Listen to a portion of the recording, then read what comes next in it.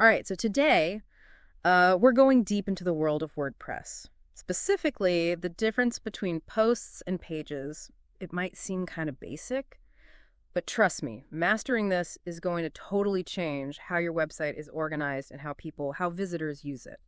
Okay, so we've got this blog post from Now Technology Systems. It's an Australian company. It's called Understanding the Distinctions Between WordPress Posts and Pages. And there's some really good stuff in here. Yeah, it's a great post. It's really like having all the right tools. You just got to know when to use which one. I love that. So one of the first things I notice in this article is how it talks about posts being at the heart of like any blog. I mean, yeah, they're all about keeping things up to date, but is there more to it than that? Totally.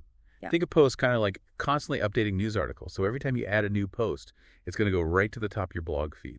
So people who visit your site, they always see the newest content first. It's like a built-in way to keep things fresh without me having to like do a bunch of extra work. Exactly. But it gets even better. You know those categories and tags you can add to posts? Yeah? They're not just for organization. Okay. They're like secret weapons to get people to find your stuff online. Really? Yeah, it's like they basically tell Google, hey, this post is about this topic. Yeah. So if you choose the right categories and tags, it can really help more people find you. Wait, hold on. So let me see if I get this. Like, if I'm a photographer and I post about a nature photo shoot, I shouldn't just tag it photography, but also things like landscape, outdoors, or even the place where I took the photos. You got it. The more specific you are with those tags, Yeah. the more likely it is that someone's going to find your post when they search for those words. Wow. Okay, so categories and tags are super important for like getting found. But what about RSS feeds? The article mentions those. What even is an RSS feed? Think of it like a VIP list for your content. So when someone subscribes to your RSS feed, they automatically get notified whenever you post something new. Oh, so it's like a personalized email list. Exactly. So that's how those work. Okay, that makes more sense. It's like if you hit the follow button on social media, but specifically for your blog post. You got it. This is blowing my mind. I always wondered how those bloggers got all those loyal readers. You know, the ones who comment on everything. So that's another big part of using posts, right? Yeah. Encouraging people to talk about your stuff. For sure. Posts are designed to be interactive. Think of it like a really good blog post is meant to start a conversation. You know, people can leave comments, they can share their opinions, ask questions. It's like building a community around your writing. Okay, this is making me rethink my whole website. So posts are dynamic, they're interactive, all about building a following. What about pages then? What do they fit in? Pages are like the foundation of your site. Think about us, the contact page, your services. They're kind of like the essential rooms of a house. Okay, I like that. So if posts are like all these exciting updates, pages are the backbone that everything else is built on. Exactly. And unlike posts, which are shown in chronological order, pages don't have a date on them.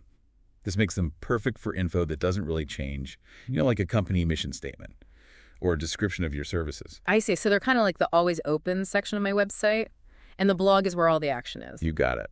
And just like a house can have lots of rooms, pages can also have sub-pages. So you can create like a hierarchy of information. Hold on, sub-pages. Can you give me an example? I'm a visual learner. Sure. Imagine you have a yoga studio and you offer different types of classes. You could have a main classes page and then sub-pages for each type, like Hatha Yoga, Vinyasa Flow, Restorative Yoga, and so on. Okay, so it's like having those drop-down menus on a website, but within the actual content. Exactly. Clever. But if pages are all about giving information, do they also use those categories and tags like posts do? That's a great question. And the answer is no. Pages don't need categories or tags. They're designed to stand on their own, each with its own specific purpose. That makes sense. So they're not part of that chronological feed like posts. They're more like those core pieces of information that people can always find and refer back to. Precisely. Now, another thing about pages, they don't usually have a comments section. Really? Why not? I thought comments were good for engagement. They are. But pages tend to be more formal. It's more about presenting info clearly without necessarily starting a public debate. So it's about controlling the narrative. Yeah. And keeping the focus on the key message. This is all so helpful. I'm starting to see how posts and pages are kind of like two sides of the same coin. They work together to create a website that's both dynamic and informative. Exactly. It's about finding that balance, providing timely updates, but also having that solid base of info that people can always rely on. Okay, this is way more strategic than I thought. So we've talked about how posts are great for keeping things fresh and for getting those conversations going, and pages are those solid cornerstones of information. But how do I know which one to use when? That's a great question, and it's where a lot of people get stuck. Yeah. For sure.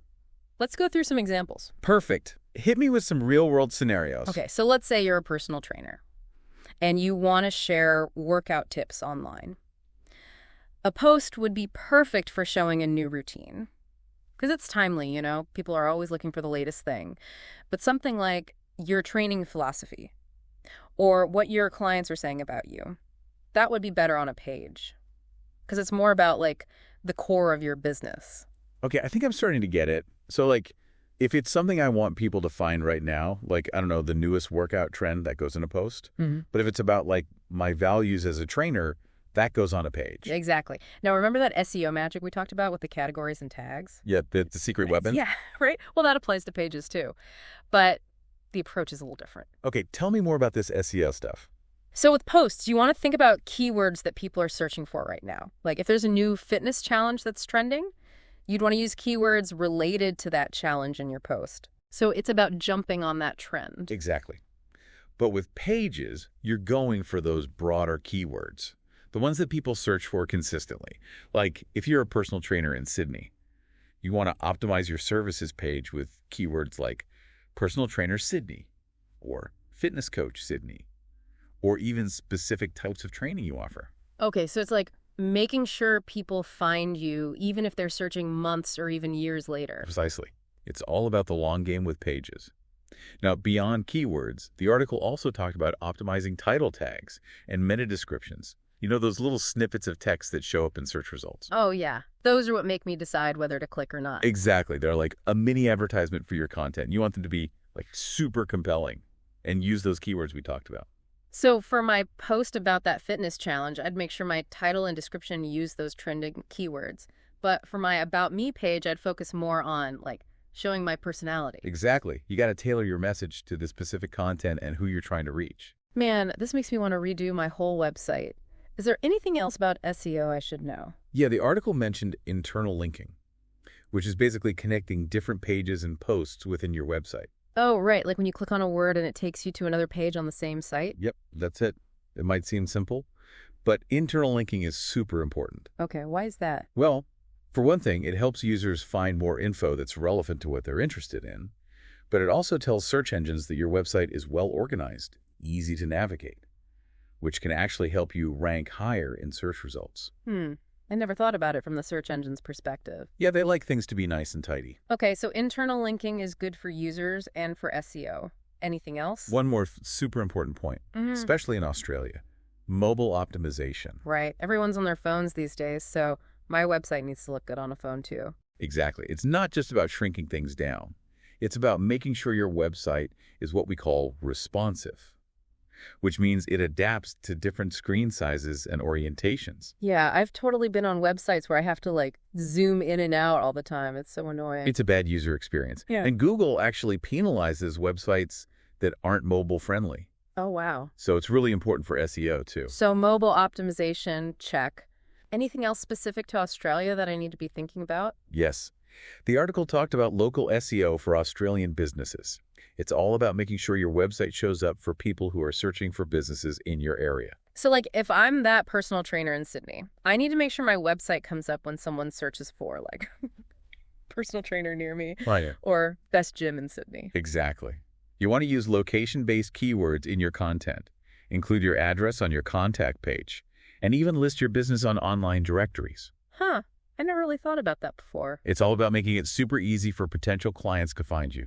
This is amazing. I feel like I've gone from being totally lost to having a map of the entire WordPress world.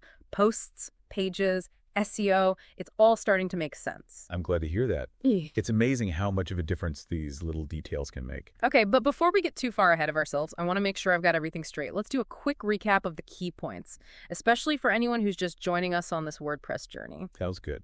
All right, so just to recap everything. Posts are all about that dynamic content, the stuff Yeah. that keeps your website fresh and engaging.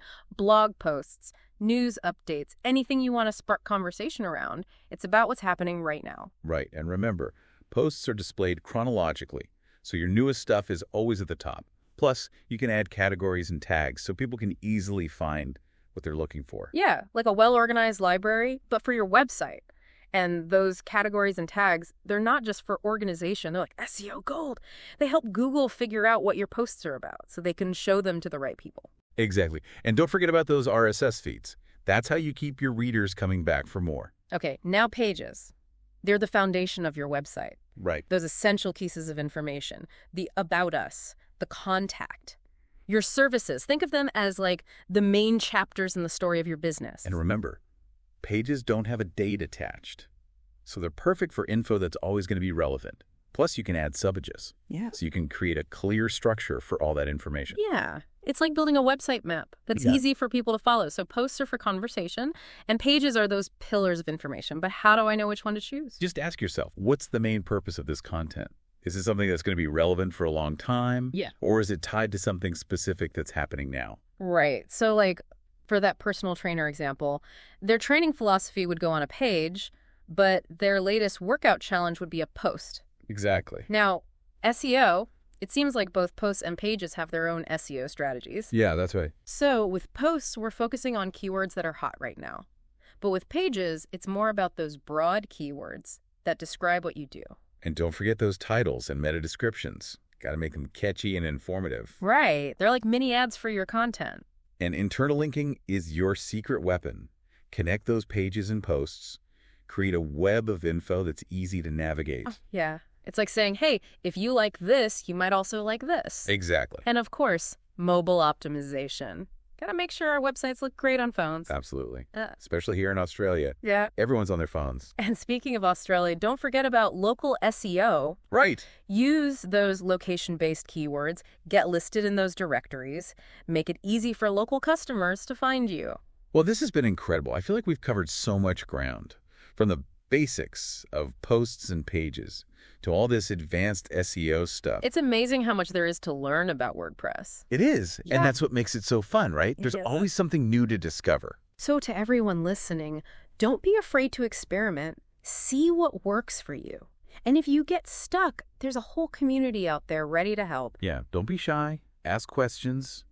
Share your experiences. Now, before we wrap things up, I want to leave you with this.